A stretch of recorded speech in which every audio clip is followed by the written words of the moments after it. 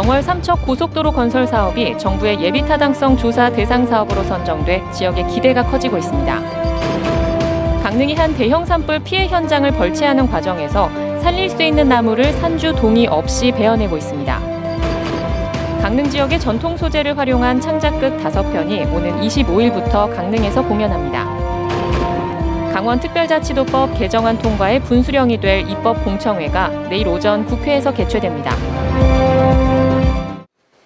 안녕하십니까. 뉴스데스크 강원입니다. 강원 남부 지역 주민들의 수건인 영월 삼척 고속도로 건설 사업이 정부의 예비타당성 조사 대상 사업으로 선정됐습니다. 예타만 통과하면 서해안 경기도 평택에서 동해안 삼척까지 동서고속도로의 6번째 축이 완성됩니다. 배현환 기자가 보도합니다. 동서 6축 고속도로를 완성할 영월 삼척 구간 고속도로 건설 사업이 정부의 예비타당성 조사 대상에 포함됐습니다. 동서 고속도로의 6번째 축인 경기도 평택에서 동해안 삼척까지 250km 가운데 아직 사업 시작조차 하지 못한 구간으로 총 길이 91km에 사업비는 4조 9천억 원이 들 것으로 보입니다. 영월 삼척 구간은 그동안 비용 대비 편익, 즉 BC가 낮게 평가돼 예타 대상 여부조차 불투명했지만 기획재정부가 제2차 재정사업평가위원회를 열고 국토균형발전 차원에서 지역 정치권의 요구를 받아들인 것으로 알려졌습니다. 국토의 균형 발전 지수라든가 정부가 지향하는 정책의 방향성이 있잖아요. 이런 것들을 고려하는 항목이 있기 때문에 예비타당성 조사에 넣어서 이 균형 발전 지수와 그다음에 정책성을 한 70% 정도 반영을 하고 경제성이 한 30% 이렇게 반영이 되면 또 통과가 될 수 있습니다. 동서 6축 고속도로 가운데 평택에서 제천 130km 구간은 2015년 완공됐고 제천에서 영월까지 29km 구간도 2020년 예타가 통과돼 오는 2032년 완공을 목표로 건설이 추진되고 있습니다.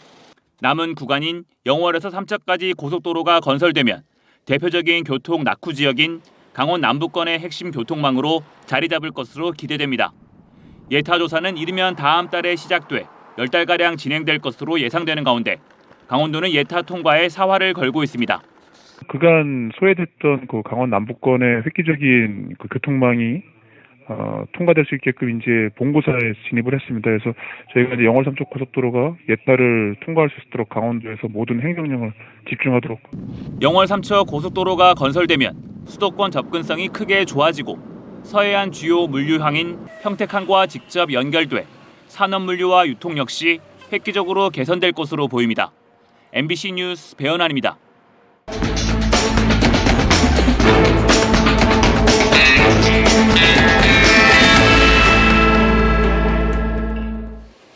대형 산불 피해가 반복되는 강원도의 경우 피해목을 벌채하고 새로 조림하는 사업을 해마다 벌이고 있습니다. 그런데 이 과정에서 멀쩡해 보이는 나무들을 베는 등 산불 피해목 벌채 과정에 문제가 적지 않다는 제보가 이어지고 있습니다.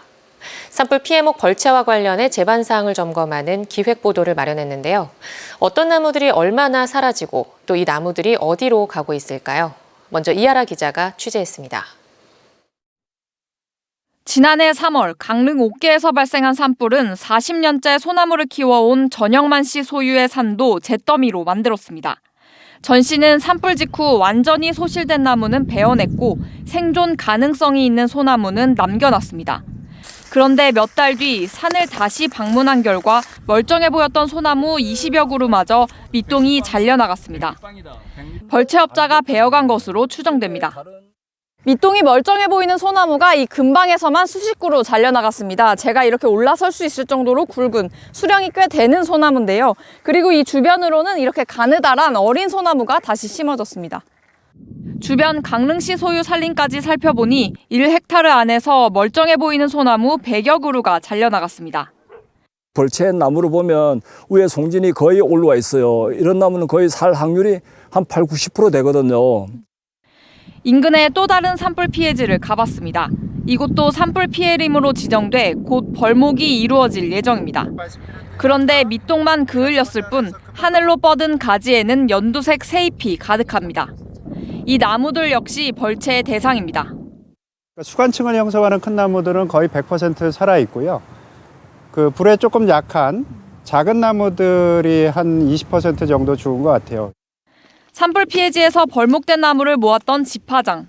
아무리 파내도 바닥이 보이지 않을 정도로 나무 조각들이 산더미처럼 쌓여 있습니다. 인근 주민들은 멀쩡해 보이는 나무도 쉴 새 없이 이곳으로 모은 뒤 실려 나갔다고 말합니다. 하루에 한 100대 왔다 갔다 하시고 한 1톤 조금 넘는 차이. 속에는 나무 불 안 폈는데도 이렇게 벌목 하는 데가 있어요. 그런 데서 또 배가서 가는 것도. 산불 피해지에서 잘려진 나무는 1등급에서 3등급으로 나누어집니다. 가장 멀쩡한 나무는 1등급 원목으로 값비싸게 팔려나가고 불에 탄 정도에 따라 2등급에서 3등급의 나무는 펄프나 목재 펠릿으로 활용됩니다. 특히 목재 펠릿의 경우 수요처가 많다 보니 1등급 나무부터 3등급까지 구분 없이 활용되고 있습니다. 벌채된 나무가 돈이 된다는 얘기입니다. 지난해 강릉시 옥계면의 산불 피해 면적은 1,486헥타르.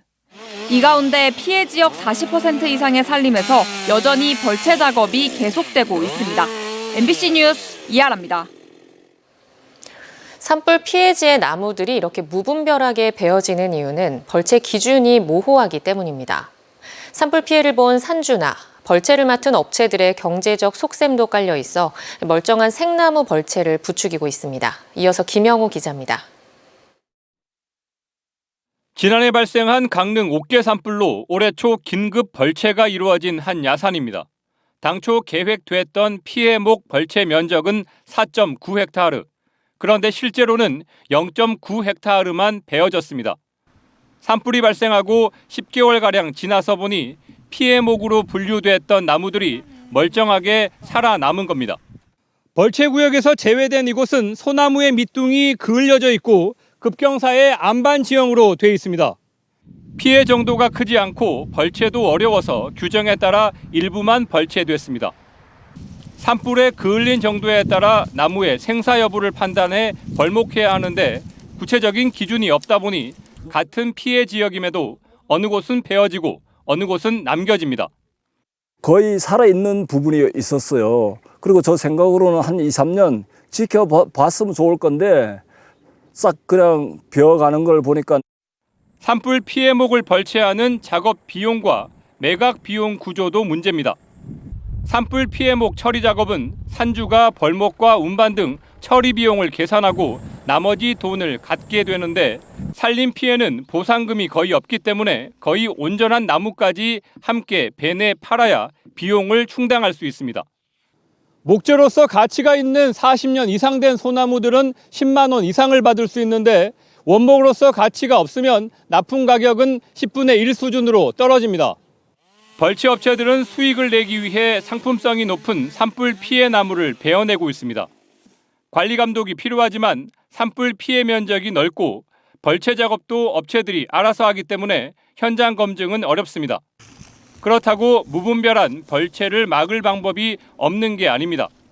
국립산림과학원은 대형 산불을 연구하면서 나무가 불길에 그을린 정도에 따라 고사 여부를 진단 예측하는 방법을 제시했습니다. 불에 탄 자국과 나무의 가슴 둘레를 계산해서 고사율을 예측하는 그런 방법이 되겠습니다. 가슴 둘레가 클수록 잘 버티는데 잘 버티지만 그래도 탄 부분이 작을수록 좋다. 지난해 대형 산불로 강원도에서 긴급 벌채 대상지로 결정된 면적은 강릉과 동해, 삼척 등에서 556헥타르.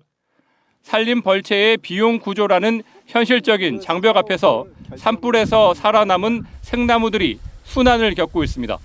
MBC 뉴스 김영호입니다. 오늘부터 강원도 모든 전통시장에서 동행축제가 시작됐습니다. 중소기업과 소상공인 제품 판매 촉진을 위해 중소벤처기업부가 마련한 축제인데요. 시장을 찾는 소비자들은 물론 상인들조차 축제가 열리는지 모르고 있습니다. 김도균 기자입니다. 5일장이 선 춘천 신부급의 샘밭 장터입니다. 직접 농사지은 야채와 과일부터 신발과 옷, 농기계까지 갖가지 물건들이 매대에 나왔습니다. 하지만 물건을 파는 상인들과 시장을 찾은 손님의 숫자가 크게 차이가 나지 않을 정도로 한산한 모습입니다. 중소벤처기업부가 전통시장 활성화를 위해 마련한 동행축제가 시작됐지만 이를 알리는 홍보물은 시장 어디에서도 찾아볼 수 없고 시장 상인들도 축제는 처음 듣는다는 반응입니다. 우리 상인들도 모르는데 어떡하라고. 혜택이 가든 안 가든 상인들이 알고 있어서 손님들한테 그만큼 효과 에너지를 내야 되는데. 축제가 시작됐다는 이야기를 들은 적이 있어도 어떤 이벤트와 혜택이 마련됐는지 모르는 것은 마찬가지입니다. 이벤트는 뭐 어떤 이벤트인지 그거는 자세하게 잘 모르죠. 얘기는 들었는데 저도 오늘 겪어봐야 알 것 같아요. 중기부가 마련한 전통시장 동행축제에는 강원도 74개 전통시장이 모두 참여했습니다. 전통시장을 5번 이상 이용하거나 특정 상품을 구매하면 경품으로 온누리 상품권을 지급하고 있습니다. 전통시장에서 사용할 수 있는 온누리 상품권 할인 구매 한도도 카드형은 150만 원까지 늘렸습니다. 전통시장을 더 많이 찾을 수 있도록 한다는 건데 시장을 찾은 시민들이 오히려 동행축제를 알려야 하는 웃지 못할 일이 벌어지기도 합니다. 오늘 장날이라 일부러 왔는데 장보러 많이 알려져가지고 상인들 많이 이게 도움이 됐으면 좋은 거죠. 소비 촉진을 위해 마련돼 전국에서 동시에 진행되고 있는 축제가 제 역할을 하기 위해선 상인과 소비자가 모두 동참할 수 있는 다양한 이벤트와 홍보가 필요해 보입니다. MBC 뉴스 김도균입니다. 신사임당, 허균과 홍길동, 감자옹심이, 단오, 그리고 강릉 선교장까지 강릉의 대표 이야깃거리가 창작극으로 탄생해 관객들과 만납니다. 오는 25일부터 다음 달 14일까지 강릉 아트센터와 허균 허난설원 기념공원, 또 강릉 선교장에서 공연이 펼쳐집니다. 김인성 기자가 다녀왔습니다. 강릉을 소재로 한 5편의 창작극이 강릉은 극장이다라는 주제로 오는 25일부터 관객들을 만납니다. 허균이 소설 속 주인공인 홍길동을 옛 강릉인 명주에서 실제로 만난다는 가상의 이야기를 담은 판타지 사극 창작 뮤지컬 목소리의 주인. 500여 년 전 신사임당을 새롭게 각색해 선보이는 음악 무용극 신사임당, 사임당을 그리다. 그리고 강릉 단오제와 관노 가면극을 소재로 젊은 여성 셰프 소매각 씨와 사악한 역신의 한판 승부를 그린 뮤지컬 단오지향 등으로 예향 강릉을 만끽할 수 있습니다. 선계와 지상을 연결하는 중간지대 선교장에서 희로애락 네 가문 간의 사랑 싸움을 그린 뮤지컬 월화가요와 강릉에 새로 부임한 부사와 이방이 요리대회를 열어 옹심이와 감자전을 먹는 다이닝 마당 뮤지컬 옹칼의 비밀은 관객들도 직접 무대에 참여할 수 있습니다. 강릉은 하나의 보물창고다. 이 보물창고에 있는 이야기들을 소중하게 끄집어내서 하나하나 컨텐츠를 만든다면 지역사회뿐만 아니라 강릉을 방문하는 분들에게 좋은 즐거운 관광 체험을 전달할 수 있겠다. 이번 공연은 강릉시가 모두 25억 원을 들여 관광 거점 도시 육성 사업의 하나로 추진하며 오는 2025년까지 관련 공연을 이어갑니다. 강릉의 매력적인 문화 상품화로 관광 거점 도시 강릉의 브랜드와 내 외국인이 함께 즐기는 문화관광 축제 및 관광객 유입을 통한 지역경제 활성화에도 기여할 것으로 기대하고 있습니다. 이번 공연 예매는 강릉 아트센터 홈페이지와 인터파크에서 할 수 있으며 모든 공연, 모든 좌석이 10,000원입니다. 예매를 시작하자마자 하루 만에 일부 주말 공연이 매진될 정도로 강릉의 전통 창작극에 관심이 몰리고 있습니다. MBC 뉴스 김인성입니다. 강원특별자치도법 개정안 통과에 분수령이 될 입법공청회가 내일 오전 개최될 전망입니다. 허영 국회의원실에 따르면 강원특별법 입법공청회가 내일 오전 10시 30분으로 확정됐고 향후 행안위 법안 소위와 전체회의, 법제사법위원회, 본회의 통과 등의 과정이 남았습니다. 당초 25개 조문에서 137개로 확대된 특별자치도법 개정안은 이달 중 국회 본회의 통과를 목표하고 있지만 정부 각 부처의 이견으로 협의에 어려움을 겪고 있습니다. 강원도가 산불 피해를 입은 강릉 지역 소상공인을 위한 경영안정자금 200억 원을 내일부터 융자 지원합니다. 대출은 업체당 최대 5천만 원까지로 강원도는 이 가운데 이자 2%와 보증 수수료 0.8%를 2년간 지원합니다. 지원이 필요한 강릉 지역 소상공인은 NH농협, 신한, 국민하나, 우리은행을 방문해 신청하거나 신용보증재단 통합 플랫폼을 통해 비대면으로 신청할 수 있습니다. 어제 저녁 동해시 주변 해역에서 지난달 28일 이후 열흘 만에 규모 2가 넘는 지진이 잇따랐습니다. 기상청은 어제 오후 7시 51분쯤 동해시 남남동쪽 4km 해역에서 규모 2.5 지진이 발생했고 진원의 깊이는 17km로 분석됐습니다. 또 9시 12분쯤 동해시 북동쪽 52km 해역에서도 규모 2.1의 지진이 이어졌습니다. 소방당국은 흔들림 등 지진 감지 신고가 30건 들어왔지만 인명이나 재산 피해는 없다고 밝혔습니다. 오늘 오전 11시 30분쯤 한 SUV 차량이 동해시 무릉계곡 매표소를 들이받았습니다. 이 사고로 매표소 안에 있던 50대 여성이 가벼운 찰과상을 입었고 사고 차량을 운전한 60대 여성도 부상을 입어 병원으로 이송됐습니다. 경찰은 목격자 등을 상대로 정확한 사고 경위를 조사하고 있습니다. 강릉시가 공공기관 등의 유치 및 지원에 관한 조례 제정안을 입법 예고했습니다. 강릉시는 정부와 강원도 산하 공공기관을 적극 유치하고 효율적으로 지원하기 위해 유치위원회를 구성하고 강릉시로 이전하거나 신설하는 기관에 대해선 사무소 신축비, 임대료 등의 이전 비용 일부와 주변 도로, 상하수도 등 기반 시설을 지원할 수 있도록 하는 관련 조례 제정을 추진한다고 설명했습니다. 강릉시는 오는 30일까지 입법 예고를 통해 의견을 수렴한 뒤 다음 달 열리는 강릉시의회 제309회 정례회에 제출할 예정입니다.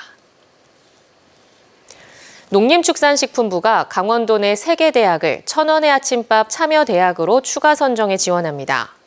이번에 선정된 대학은 가톨릭 관동대학교와 강릉원주대학교, 한림대학교로 강원도 내에는 모두 7개 대학이 천원의 아침밥을 시행합니다. 천원의 아침밥은 대학생들에게 아침 식사를 습관화하고 쌀 소비도 확산하도록 아침밥을 1,000원에 제공하는 사업입니다. 10년 넘게 고객들의 예금과 적금을 빼돌린 혐의로 강릉의 한 새마을금고 전직 직원 2명에게 각각 징역 6년과 5년의 실형이 선고됐습니다.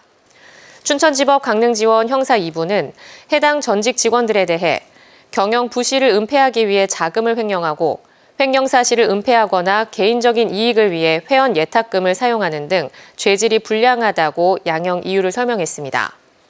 두 사람은 2011년부터 2022년까지 강릉의 한 새마을금고 임원으로 근무하며 고객의 정기 예적금 등을 무단 인출하고 고객 몰래 대출을 실행하는 수법으로 약 129억 원을 횡령한 혐의로 재판을 받아왔습니다. 동해시가 민선 8기 공약 이행 추진율이 100%를 보이고 있다고 밝혔습니다. 동해시에 따르면 민선 8기 공약 4대 분야 44개 전략과제 가운데 완료된 사업은 4건, 정상 추진 사업은 40건이며 보류나 미추진되고 있는 사업은 없고 전체 공약 이행률은 32% 수준입니다. 강원뉴스 마칩니다. 시청해주신 여러분 고맙습니다.